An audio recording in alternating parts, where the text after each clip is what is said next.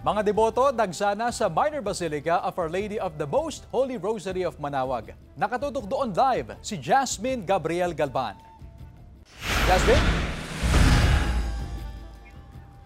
Chris, sa mga oras nga na ito, ngayong Miyerkules Santo ay tuloy-tuloy pa rin yung pagdating ng mga deboto dito sa Minor Basilica of Our Lady of the Rosary of Manaoag. Karamihan sa mga deboto ay galing pa sa iba't ibang probinsya at meron din na galing pa sa Metro Manila. Actually, Chris, katatapos lamang ng 4:30 p.m. Mass, ito yung huling misa na nakaschedule ngayong araw dito sa may simbahan. Napakarami yung mga dumalo sa misa at since tapos na nga yung misa, karaniwan sa ginagawa ngayon ng mga deboto ay pumapasok sa loob ng simbahan at nag-aalay na lamang o nag-o-offer na lamang ng prayer.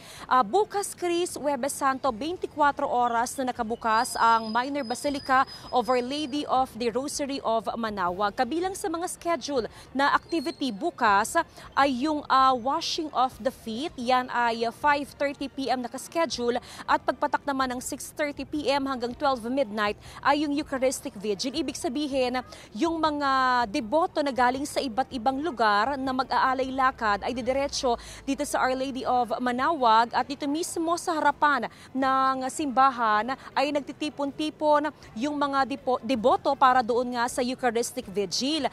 Pagdating naman ng Biyernes, 12 noon, alas 12 ng tanghali yung 7 palabras habang 4:30 p.m. naman yung schedule ng Procession of Santo Entierro. Naka-alerto ang buong hanay ng Manaoag Police, ganon din yung mga security ng simbahan, naka-full alert para sa inaasahang dagsa ng libu-libong deboto na dadalo dito bukas, Huwebes Santo hanggang sa Biyernes Santo. Chris?